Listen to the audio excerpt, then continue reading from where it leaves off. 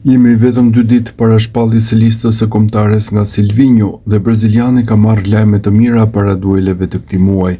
Marashkumbulla duket se ka lënë pas krahave dëmtimin dhe me shumë gjasa do të jetë i gatshëm për duelin me Andorrën dhe Anglinë, një dëmtim që mbrojtësi e mori para pak muajsh dhe tashmë pritet të rikthehet në grumbullim tek kuqezinjt. 25 vjeçari që luan me Majorkën ka nisur stërvitjen individuale prej ditësh, ku her pas here është bashkuar dhe me ekipin e parë për përgatitjet.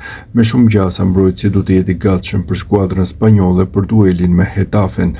Gjithsesi mbetet të presim për të zbuluar nëse Silvinjo do ta ketë pjesë të ekipit për duelet e ardhshme. Siç dihet, në transfert do të luajmë ndaj Andorrës më 13 nëntor, ndërsa 3 ditë më pas do të presim Anglinë e Albania, takime këto që vendosin dhe fatet e kuqezinjve për kualifikueset e Kupës së Botës 2025.